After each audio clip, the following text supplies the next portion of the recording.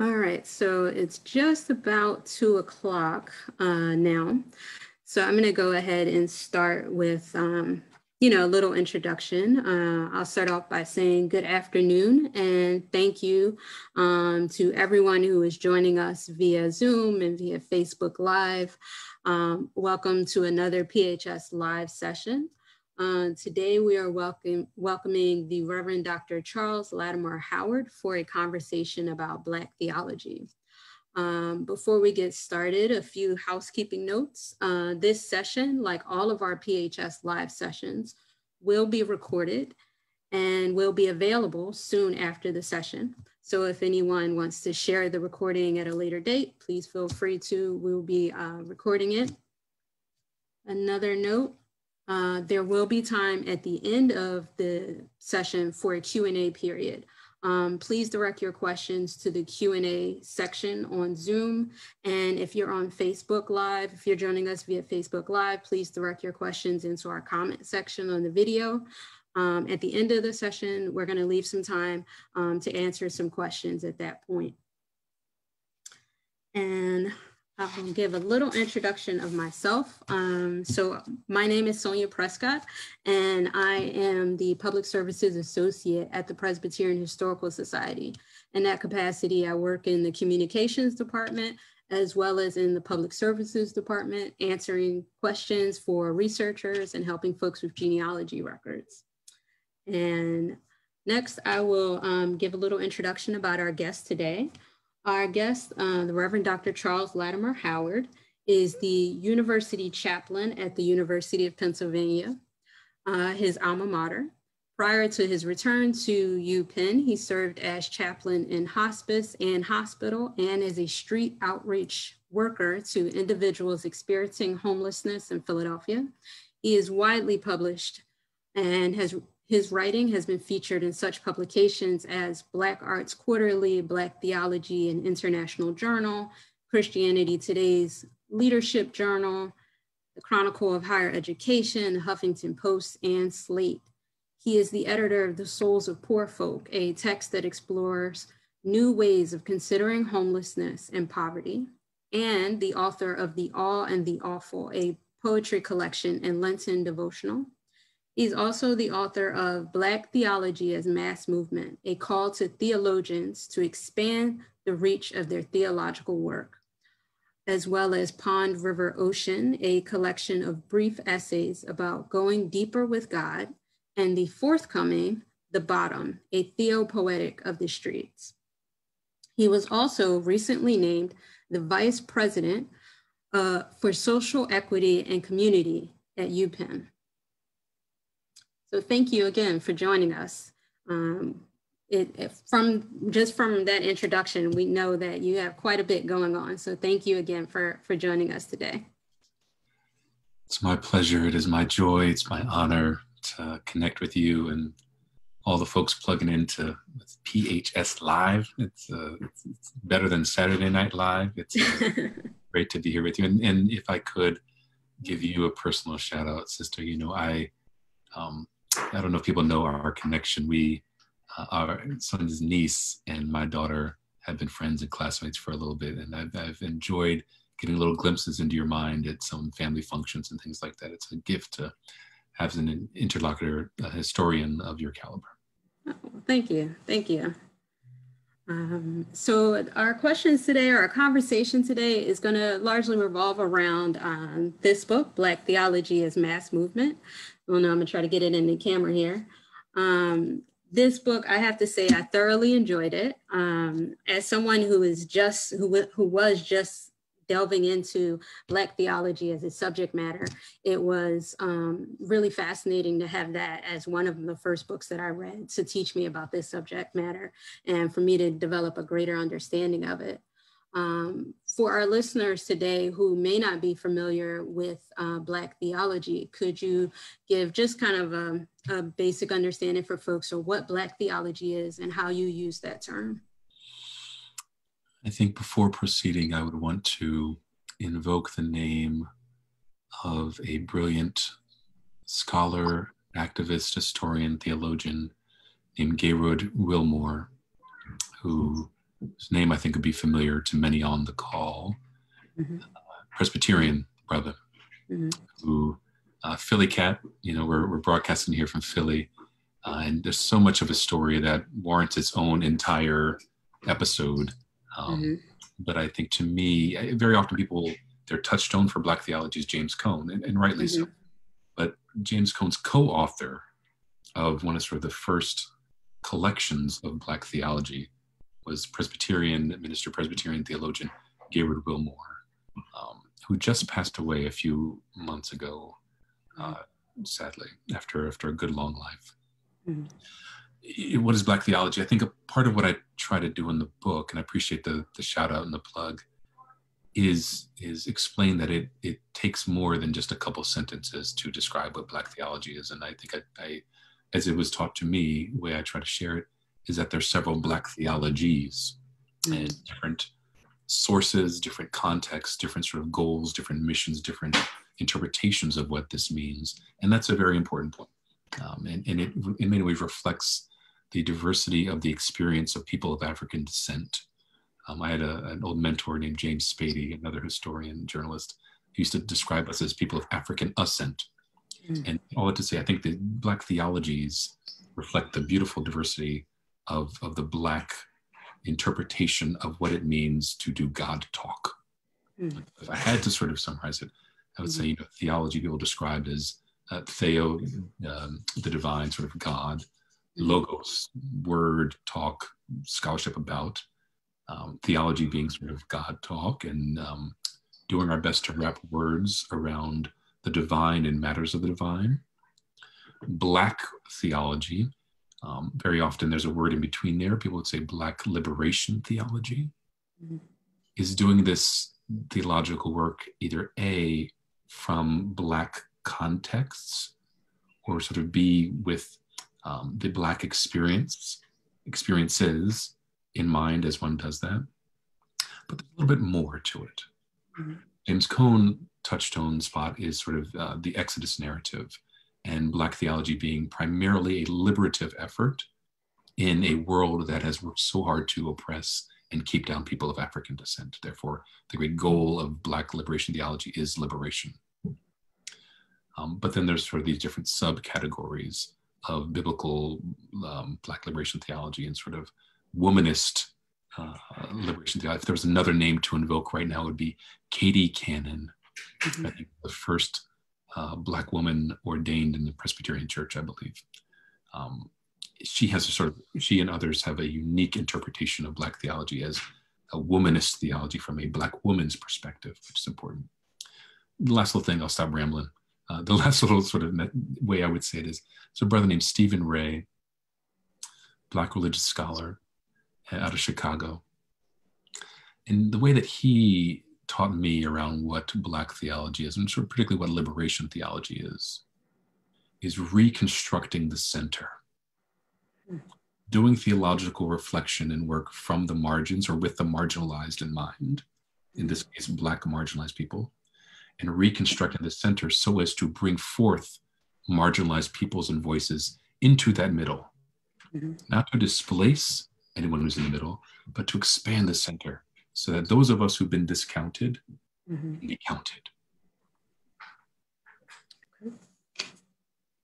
So I have to say that we are fortunate to hold records and collections devoted specifically to Gaylord Wilmore and to Katie Geneva Cannon. So that has been very recent. We've just pulled in those records and they're now a part of our collection. And you are welcome to come to PHS once we have everything open and ready for researchers to come and see some of those materials. We have a tour soon. I got to come down as soon as we can kind of visit. I need to come see it. Yeah, that was those were two big ones that we recently had for our African American leaders and congregations collecting initiative, which is focused on collecting records and materials related to the African American Presbyterian experience. That's fresh. I love that. And I noticed that you cited, let me see. Oh, yes. And Kristen just added into our chat a link to the blog that talks about the records when they came in. All right. So I noticed that you cited Gayrod Wilmore in your book quite a bit. Would you want to expound more on how he influenced your thinking around Black theology, him, or Katie Geneva Cannon? So if you, there's an interesting random kind of fact when sort of people read small biographies, small write-ups about Dr. Wilmore's sort of life, and they talk about sort of he grew up in Philadelphia and was sort of raised in the church, and then for a brief moment in his youth joins the Young Communist League. And like it's such a random thing that in one sense feels like the equivalent of, and was on the chess team and played JV soccer and like sort of growing up. It's sort of an interesting, but I think the reason why it points to this interesting intersection in his scholarship and his vocation that has sort of hit me. It's this intersection of sort of religious scholarship and radical leftist sort of resistance work. And in one sense, I think it's dangerous to sort of limit his journey as someone who just wrote about the Black liberation theology and did creative, constructive, liberative work. He did it in a way that was meant to be radical. You know, along with sort of his writings, he, I think, briefly like edited a magazine called something like Christianity in Crisis or Crisis in Christianity, something like that. Trying to bring the witness of Christians, of Black Christians, Presbyterian Christians, to apply that to the crises of the day. So to me, learning from his writings, learning from the writings of Katie Cannon and James Cohen and Cornel West and Dwight Hopkins and other sort of brilliant scholars like that, this must be applied. It can't just sort of stay up here. It can't just collect, dust on my bookshelf.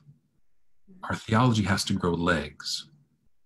And in so doing, our work needs to be tools of change, tools of deconstruction and reconstruction. That's a powerful thing.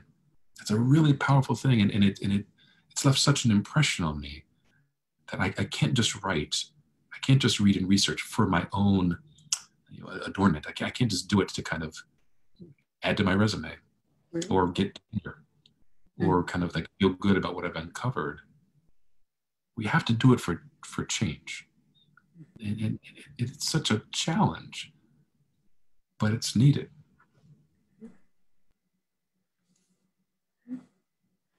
So that actually ties in nicely with the next question I had, was about how do you think we can understand the Black Lives Matter movement, or movements as it should rightfully be called, from a theological perspective? I'm curious your perspective on this one too. So I'll ramble for a minute while you get ready for your answer on this one. But I mean, there's a lot to say, I think. So Black theology, the academic field of Black liberation theology, emerges in the 1960s, as in the first sort of widely read published pieces emerged sort of right around the same time as civil rights, as Black Power, as the other sort of major movements, anti-war, gay rights, women's, all of that's kind of bubbling in the 60s. This is when this emerges, which is a really important factor. And then to sort of footnote, a narrative of describing Black theology chronologically doesn't start in the 60s. Like, you really should begin during the enslavement of stolen Africans in this country. I think that's when you would begin that conversation of theological reflection. But the academic field begins here in the 60s, right next to mass movement. I bring that up because so much of theological reflection right now is happening right next to the contemporary mass movement of Black Lives Matter. And to be fair, other movements, including sort of Occupy, Arab Spring, enough, me too. Like there's sort of real theological anchors within all of that. And some of that's literally happening on the street, where theologians and pastors and clergy and other people of faith are out there marching, trying to make sense of what does God think of this? Mm-hmm. Is God laying on this ground with us at this die-in? It's from a Christian perspective, is the Christ who died on a wooden cross also dying with me here in this intersection right now? Does God care about those of us who've had knees on our necks? What might Scripture say about that? And how can we sort of bring this into religious spaces? How can we bring the wisdom and challenge and word of religious spaces onto the street? So I think it's right next to it. To be fair, though, Mm-hmm.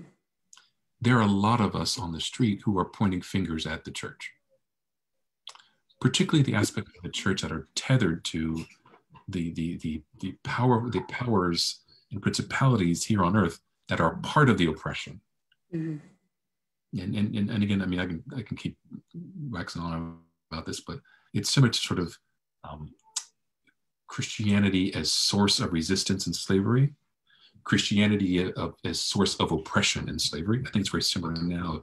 Christianity and faith as source of liberation in the 2020, Christianity as source of oppression and shoring up calls for like law and order and calls of sort of like tear gassing our own people. Mm-hmm.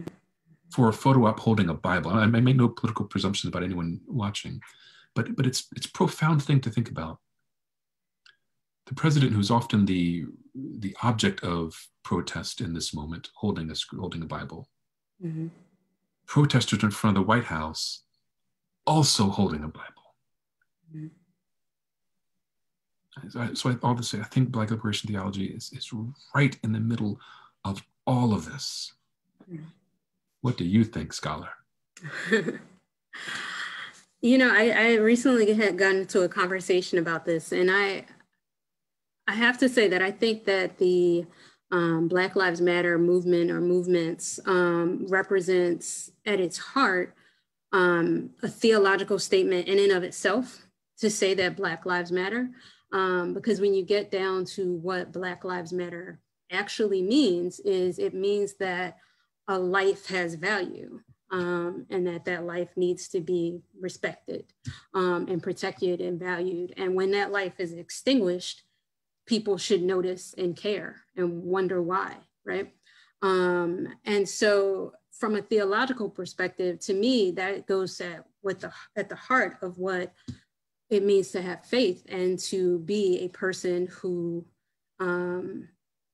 has any, if you respect and love and understand God in any sense, then you respect and love and try to understand all that he has created, or he or she, or however, you choose to think of God. But that to me is why Black Lives Matter as a statement is a theological statement. Those are the implications from my perspective on it. Yeah.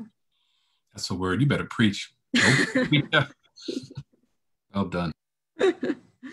Thank you. I'm glad I'd actually been thinking about that ahead of time.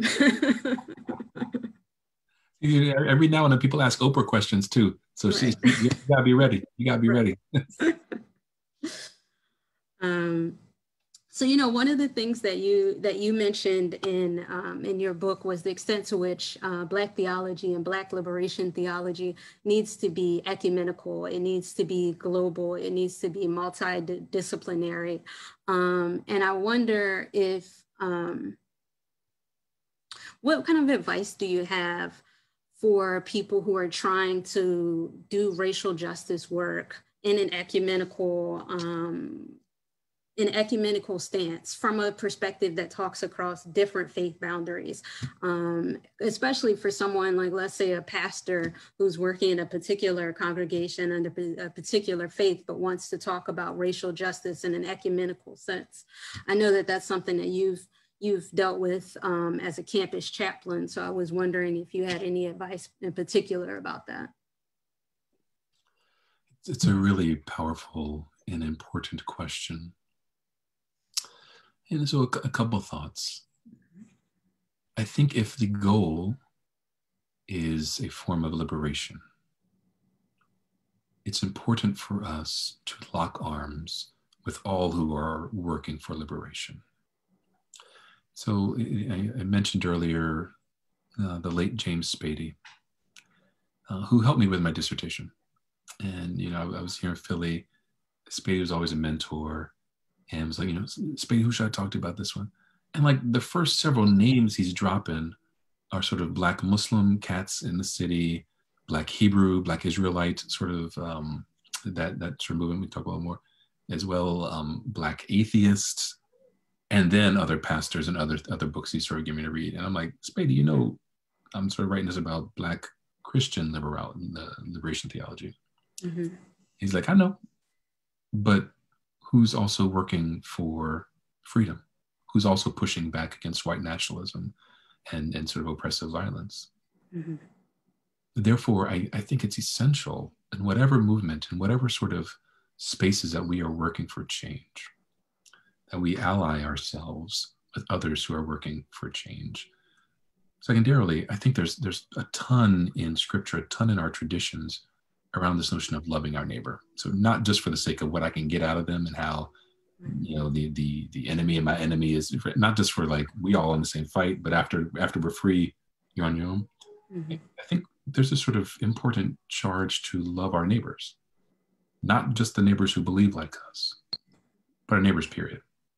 And I think there's something really very, very reflective of Christ in loving those who are different from us.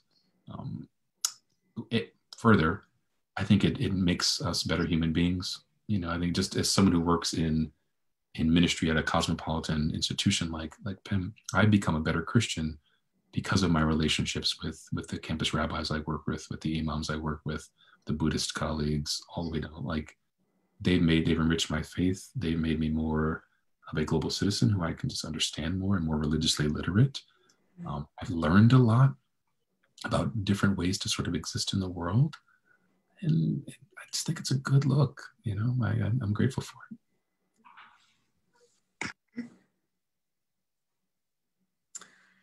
So what new mediums do you think that pastors need to investigate to speak to a younger generation? Because I was thinking about the chapter where you talk about the X-Men, and I'm a sci-fi geek at heart, so I'm gonna love that. And when you talk about how we need to talk to these youth who might be considered the outsiders and connecting that to the X-Men, how could I not love that? So I was wondering, is this where you see street ministry as doing that type of work as a way to connect to the youth in a different way? What ways do you see that we can connect to a younger generation? Because it seems that a lot of churches, their membership is kind of aging out, right? And younger generations aren't necessarily being attracted into the church. So what other ways are you thinking of that could bring more folks in, younger generations in? So it's a question that everyone who works in faith work, in really any field, needs to be asking themselves. What can we do to make this more interesting, attractive, edifying, life-giving to the younger generation? Because at some point, they will be our age, and there's all kind of research about the threats against kind of young people, and so I think there's a couple different ways to sort of engage that question. One, since we want to keep them in the church, so that they can grow up and become, so that we don't lose them, so that they can sort of remain a part of Presbyterian church, Christianity, community of faith broadly. And what can we do to do that? And a part of that is thinking of ways to make this relevant to them, speaking to the things that they're thinking about, not just helping them think about what we're thinking about, which I think is important. And I think there's all kind of like youth ministry gags and gimmicks to sort of make it cool that youth ministers are good at, to kind of they get doing Bible stuff with games, whether what's it? I forgot that something play, godly play kind of things where you teach Bible stories in different ways, cool uses of technology, using different apps, TikTok, Instagram, like all of that to sort of communicate. But one of the things I love about different youth leaders, they'll take their youth group to like a Star Wars or Avengers. And not just because this is fun and we should all get together and we can sort of be friends and keep out of trouble. But what can we learn about the nature of God from Avengers Endgame? I won't spoil it for anybody, but real complex stuff around life and death and time and relationships and evil and good and power. Mm-hmm. Can we have this conversation with them there? I think it's super interesting. One. Two, though, I think theologically, having the ability to sort of see the divine and God speaking through things that besides what we do in the church and in our seminaries, it creates an unlimited kind of expansive kind of faith, an expansive kind of theology, which I think is so important. Not just for the sake of roping in young people, but just for our own faith development. And so to me, I mean, I read comic books as kind of a self-care escape sort of thing. Like it gets my mind off just the hard world, and the X-Men in particular, I think sort of speak to the experience of being marginalized and fighting for a world that hates and fears you. Like I love the X-Men. I spend entirely too much money every Wednesday getting my pull list and kind of thing. On the other hand, maybe there is something of a divine spark in that. Maybe God is in everything. So I'll land the plane there. Okay. So another question that I had, and this one is kind of based off of an experience I had where essentially when I've had conversations with folks about voting, I always say, when I talk to folks who say, voting doesn't really change much and, it's all going to end up the same anyway and all that kind of rhetoric. My conversation, my side of it has always been that I vote because people who look like me died to protect my right to vote and to get me the right to vote. And so, and to honor those ancestors, I take part in this. And that's why I do it. And I'm always going to vote because of that, because of the sacrifice they made to allow me to do this. Now, what was interesting is that I was reading somewhere where someone said, your ancestors didn't die our ancestors didn't die to protect your right to vote. They died and they fought and they struggled to protect your right to be free. And that, that stuck with me for a little bit. Not to say that I'm not for voting, to be clear. I absolutely think voting is important and I will always vote. But it made me think about what role voting plays in liberation. What is the role of voting in our participation in this part of this civic ritual? What role does that play in Black liberation theology? There's there's several iconic moments and sayings from this current campaign. But the moment when Kamala Harris, candidate for vice president, a woman of both African and South Asian descent, turns to current Vice President Mike Pence and says, "I'm speaking. Don't interrupt me. Don't silence me. I'm speaking." She said it a couple of times. It sticks out to me. And it points to the importance of using our voices, particularly for people groups that have been systemically and almost physically at times silenced. It's essentially important for us to speak, whether that's on stage in a internationally televised debate, whether it's speaking with our pointed finger, pushing buttons in a voting booth, or writing on a mail-in ballot. That's speaking. And for those of us who sort of have the breath of life in us, and that breath of life, that divine air can sort of pass over our vocal cords, allowing us to wrap words To speak, we must speak. So in a lot of ways, I think it's us being human, and us doing what we were created to do, speaking and contributing and calling forth life and being a part of the creative process, just like our Creator has sort of charged us with doing. I think that's one. Two, the democratic process is one of the vehicles for liberation. Not the only, but it is one. And I mean, I think about, I hear you. I have a lot of people in my life who say the same thing. Like, look, the both parties about the same. Maybe one's a little worse than the other, but both are about the same. And of the millions and millions of people who are voting, what's my one little vote going to do if I stay home or whatever?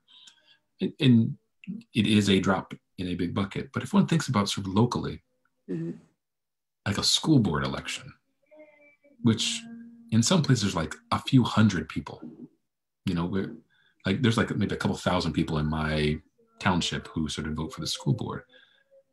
Your one vote and the vote of the three people you live with makes a humongous difference, because the people you put on that school board really affect the lives of young people.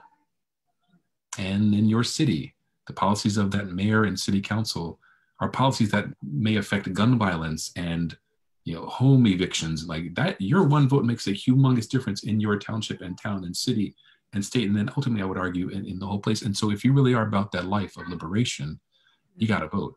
That's not the only thing. We're not done voting. We need to sort of change a whole lot of things, but I think it's essential.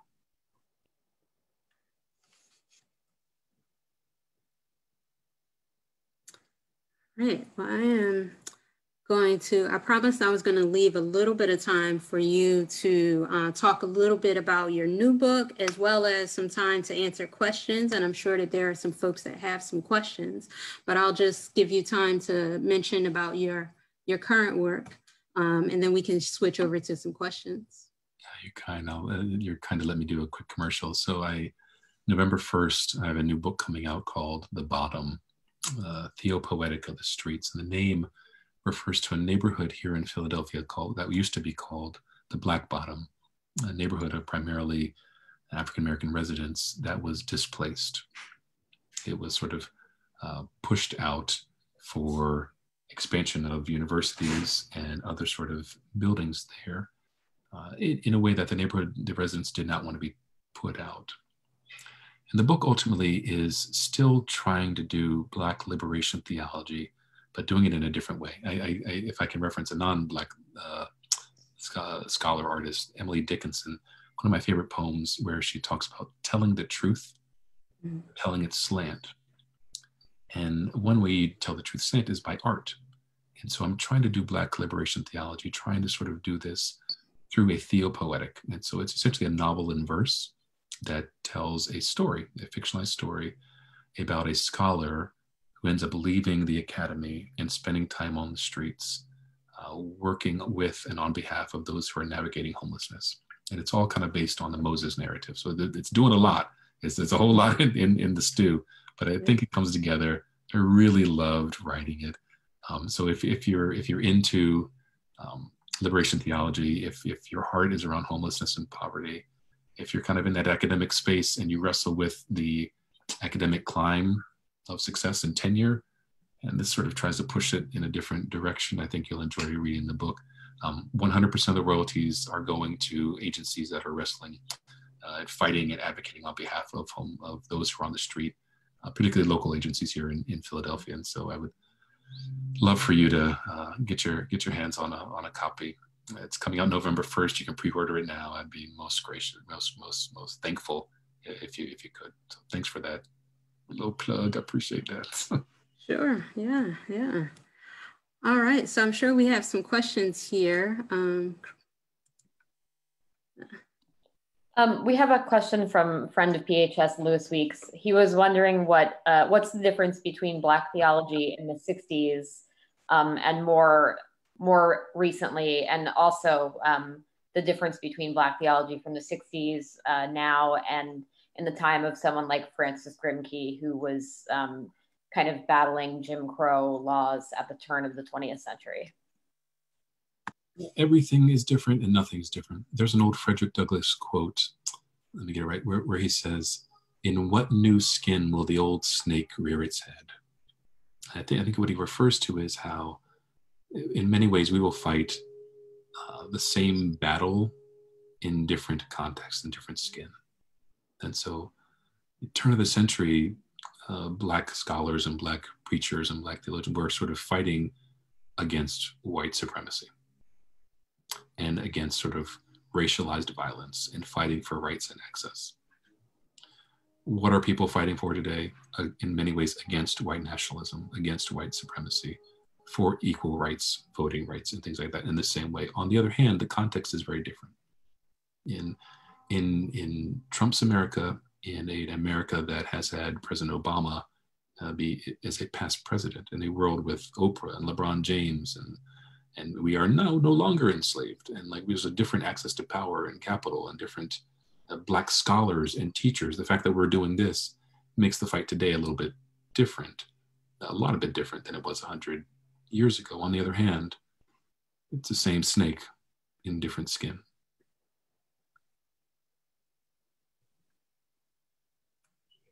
We have a question from Pamela Wilson.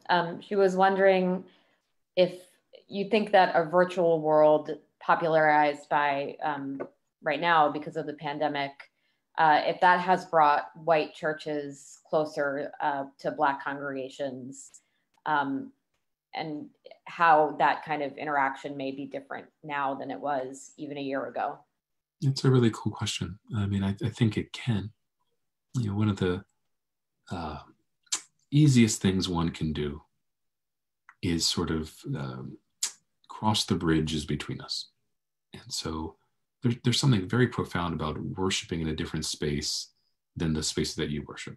I mean, I think this is true just kind of visiting different nations and visiting different spots, but I think sort of going to church in a tradition that's different than yours, particularly if it's sort of the same denominational or sort of theological tradition, but the people look a little different, there's something that can't help but change you. That's a lot easier in a virtual era where 90% of churches, at least sort of in certain parts of the country, are online. And you can visit.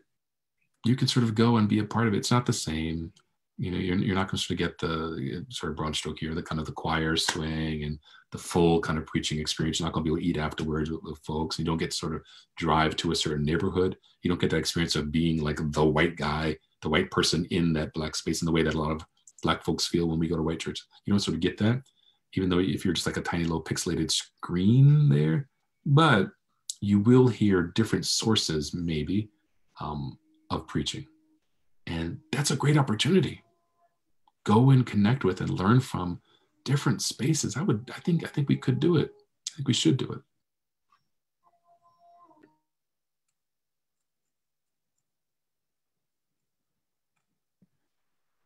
Do we have any more questions that have come in? We had a PHS board member, Cornell Edmonds. He mentioned kind of 3 scriptures that he thinks about when he thinks about voting. And forgive me, I might be totally mispronouncing these, but one was to release the Barabbas over Jesus. The second one was for Jesus' clothes. And the third was to forgive us what we knew not, and what we were doing. It's profound. I never thought of the moment right before Jesus is executed as it's essentially kind of a democratic mob sort of vote where Pilate sort of says, who do you want me to free? Barabbas, or like your own guy, your own person here who believes sort of like y'all do, who didn't do a real crime, who everybody knows in here has been arrested for unjust kind of purposes. I'm willing, if you all vote, to sort of lash him and sort of set him free. Show of hands. Who wants Barabbas set free? Who wants Jesus set free? It's a powerful thing about the power of vote. I mean, it's an intense like thing, but it's a powerful reference of the power of our individual voices and our individual vote. We have a question from Facebook. Leslie Clark said, I'm a 69-year-old white Presbyterian male and I'm trying to understand Black theology. How is it different from my theology as a Presbyterian? Is it something I really can't understand as a white man? And he's just trying to understand a little more. And he was wondering if it's different from, is it not Christian based, or is it based in Christianity? I appreciate you asking, Leslie. I really do. And thanks for tuning in. It is Christian. And to be fair, I have a really good friend, several good sort of Muslim scholar friends who would talk about there is Black Muslim theology. There's Black Jewish theology, but where I'm coming from is sort of Black Christian theology. And it's Christian. It's absolutely Christian. And to think about a feminist theology or an ecological theology, like there are different sort of ways of doing it that are a part of our kind of Christian theological journey and project. But one way to think about it is, and I'll give you a very real example that I think speaks to history and historians. I've been thinking a lot about when I was in grad school. Many of us have this thing called like comprehensive exams, where you're sort of supposed to take this big test before you can write your dissertation. That kind of it's comprehensive. It covers everything that we've studied the last couple of years. And so I kind of go into my advisor, who I adore and love, and a part of the list that was given to me, and it's like pages and pages, and it's the questions on the test might be anything from like Jesus to now. So the questions could be anything over the last 2,000 years, which is like, that's crazy. That's just intense. And like, but that's not the point of the story. The point of the story was looking at the book list. Overwhelmingly,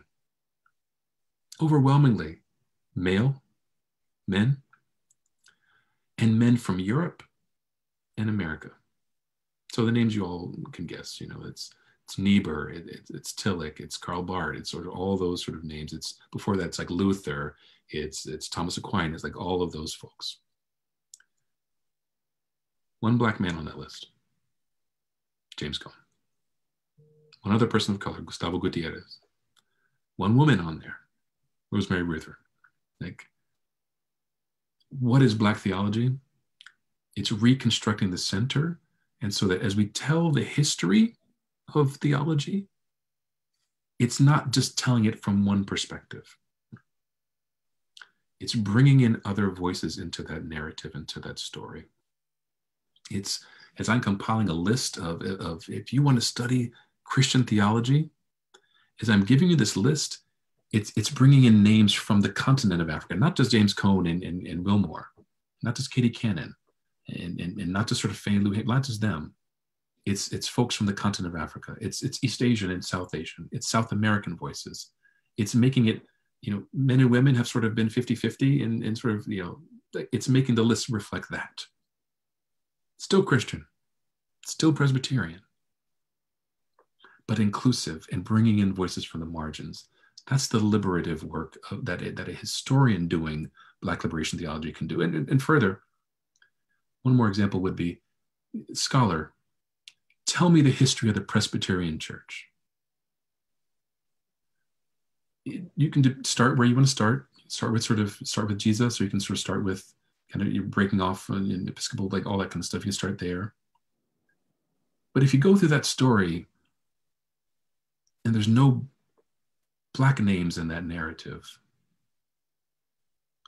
there's an aspect of that storytelling that is oppressive, too strong a word. It marginalizes it. Can you retell the story to include us? To include Katie Cannon? Yes, you can.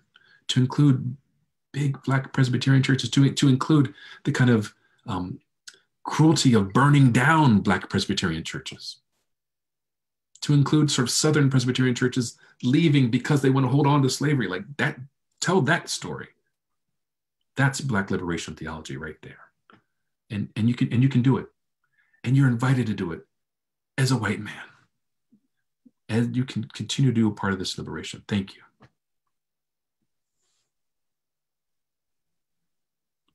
We have a question from Dorothy. She was wanted to ask a kind of personal question. She was wondering what your religious background was and what some of your influences are.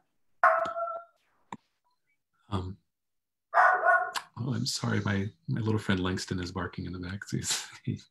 he lets me know anytime the mailman and other dogs walk by. So my personal background, I'm a Episcopal priest, but like my dog, there's a whole lot of different stuff in me, religious wise. And so when I was in college, I worshiped at Woodland Presbyterian Church, and for many years I worshiped at a Presbyterian church out here on the main line, who I consider them home, and there was no tragedy or scandal that made me leave. I grew up non-denominational and felt very comfortable worshiping a lot of different churches that ended up kind of being geographical choices of what was close to me and where was sort of gifted preaching and people who I felt at home with. Yet theologically, ultimately, I sort of land a little closer to the Episcopal Church. Heritage-wise, I come from a line of preachers.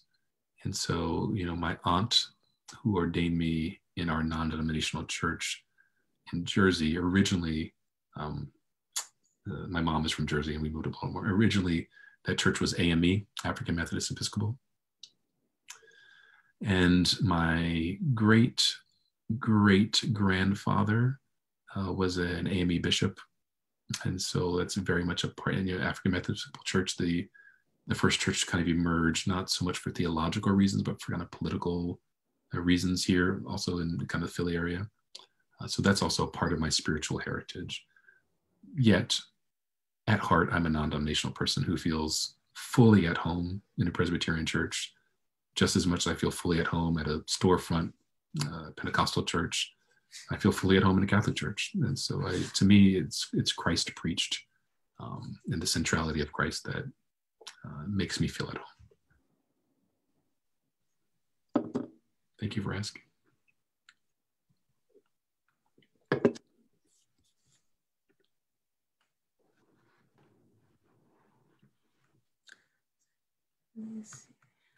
So I did notice we had one question related to Matthew 25. Within the PCUSA, we have, there's been a big initiative for creating a vision for our congregations that centers on Matthew 25. And I'm gonna copy that. And it looks like one of our questions is, how does Matthew 25 intersect with Black theology?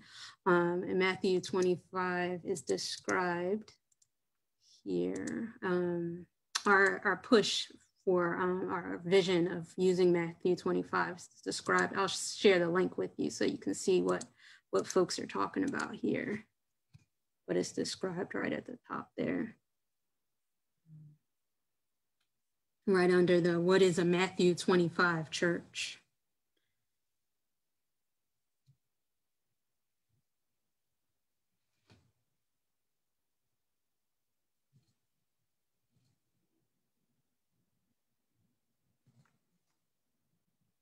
I love that initiative. I was sort of reading it real quick. It looks like it's really focusing on poverty, and folks. It's such a beautiful thing, and I look forward to kind of dive in a little deeper into it.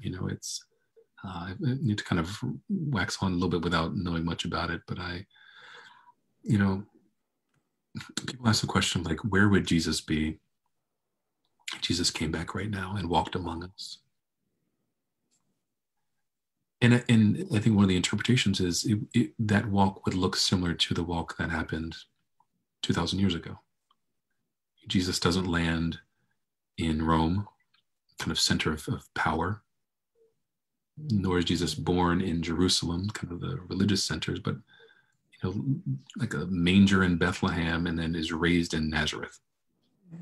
Like small fringe towns, and there's just not much in Nazareth, and then kind of grows up in Egypt too. I think similarly, where would Jesus be right now? With the poor, whatever that means, but like with folks on the street. And one interpretation of Jesus was essentially homeless, walking around. Where did Jesus live? What was his address? How much money did Jesus carry on him? Nothing. Judas had the money. There's narratives of Jesus literally sleeping outside at night. They're staying up all night praying. The olives, like that's profound. And so we have to be concerned with those who who don't have. It looks more like Christianity when we do. I think, and again, to kind of go full circle, who is most marginalized in our society that is so focused on capital and wealth and success and growth? People who don't have, people who are on the bottom, people who are sort of sleeping on the street where Jesus would be too. And so I applaud that. I think that's such a beautiful initiative, and I think every church should plug into it. I mean, I'm going to spend a little more time on it, but I love it. We had a question there. Somebody was wondering if you subscribe to Cohen's term "suffering servant," and I'm not familiar with this again, so I'm sorry if sorry in advance. No, I apologize. I mean, I think I think of it in two different ways. I mean, I think this notion of Black folks embodying the spirit of Christ, and not necessarily more than other counterparts, but sort of, if there ever was sort of like a suffering people group, and again, there's extremes and sort of ways to push back on that. It's sort of Black folks in America, and really Black folks globally, who are doing work for society and who are doing work for the church, who are helping to heal, who are helping to build, who are helping to sort of fight for people from the margins. I think sort of in the same way Christ does, sort of. And I think about the second reference here, kind of Henry Nouwen's The Wounded Healer. This notion of sort of through our wounds, we can kind of heal others. And Nouwen's speaking from a more kind of pastoral sense, but they both sort of reflect Christ, like the wounds that we have carried, the scars that we have, maybe through those we can sort of push us all forward a little bit. So yeah, I think it's rich, dude. I really think it's cool. Not more than cool.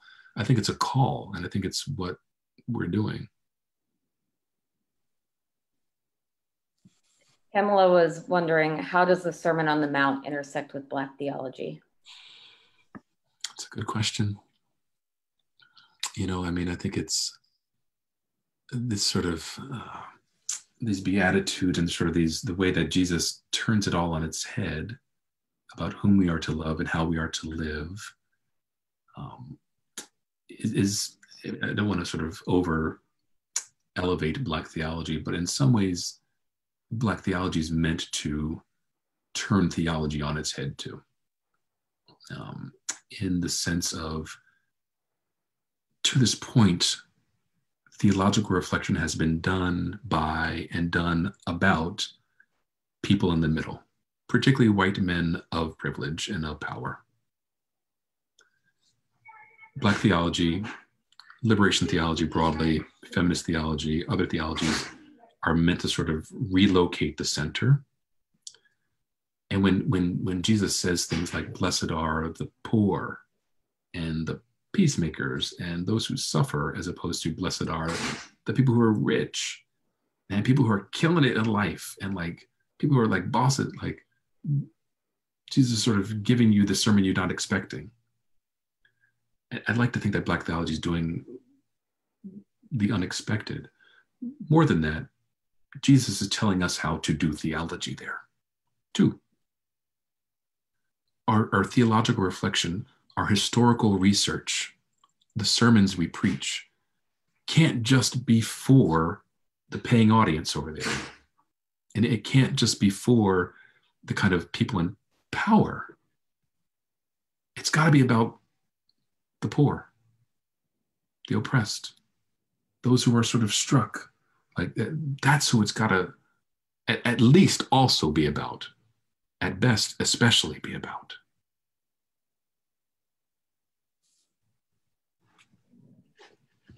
We have a question. Somebody was wondering if Black theology has any links or roots with liberation theology. Absolutely. I mean, I think Cohen has and would point out that before Cohen, Gustavo Gutierrez is doing liberative work, liberative theological work in South America. And similarly, folks like Leonardo Boff and others sort of in Brazil and in Ecuador and different spots in South America are doing that. In a lot of ways, Black theology is an offshoot of the kind of great liberation theology branch that was existing just a couple years prior. In some ways, they kind of emerged simultaneously, but I think chronologically, one would sort of say liberation theology is happening a little bit first. Yet, so liberation theology is a big river into this stream. It's not the only river, though, because I think that there is a river of kind of the broad Black liberative project in America that feeds this. And so Cohen emerges, especially from Martin and Malcolm, as much as from Gustavo Gutierrez and Karl Barth, who he's sort of drawing from. And Martin and Malcolm are emerging from Du Bois and Garvey and Turner and others like that as well. And so there are these different streams that emerge into kind of Black liberation theology, and its different tributaries and offshoots. So yeah, it has everything to do with liberation theology. It is liberation theology. I guess a good question to wrap up on. Lewis was wondering if there is any open forum to discuss Black theology and Black liberation theology. Open forum to discuss it? Yes and no. I mean, I think one of the critiques I have of the field of Black liberation theology, and to be fair, kind of Black scholarship broadly, is how we are very much a guild that kind of speaks to each other at academic conferences or writes a book for each other to read. Often, there are great exceptions to this. In a lot of ways, it's sort of parallel between like the field of philosophy. You know, theology and philosophy sort of sister, to use gender language, sort of fields. Who are philosophers writing for? Like mostly other philosophers and philosophy students. Like they're not in the kind of casual shopping section in Barnes and Noble or Amazon. Theology is similar to that. I think unless you are kind of a theology nerd and really just love this kind of stuff, most people aren't reading theology casually. I think it's sadly sort of true for a lot of Black theology that it is, you have to sort of know certain language and certain stuff to kind of even begin to crack these pages.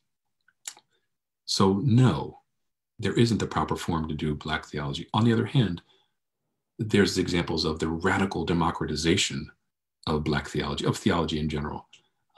And to kind of do a tangent, I love tangent. Well, just sort of do a quick tangent parallel. It's one good thing about sort of like hip hop.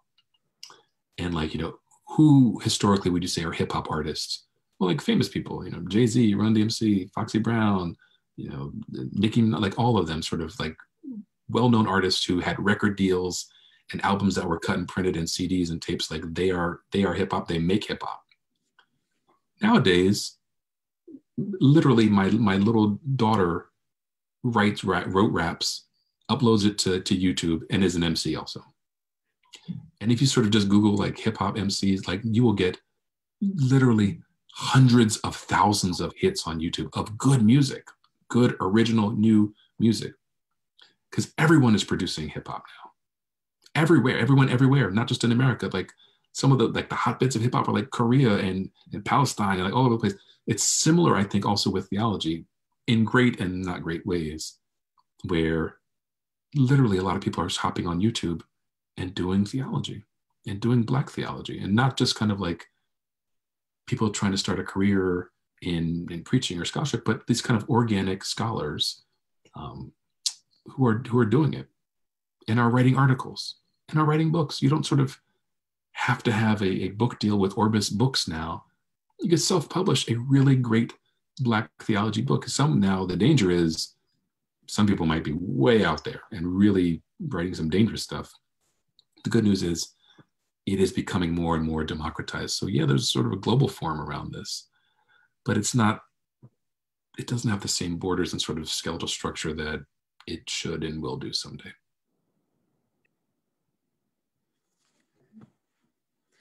All right, well, I think we're gonna go ahead and wrap up here. I would just say that if any folks are interested in learning more about you and about your work, was your website the best place to go? That's totally fine, yeah. Website, or like, honestly, if you want to have a conversation, I love that. I'm pretty easy to find. You know, I'm on Penn's website and on email and social media. I'd love to rap. I'd love to see what I did there. All right. Well, we want to thank you again for coming. I was going to say coming out. But thank you again for. This is good. Thank you again for being a part of this.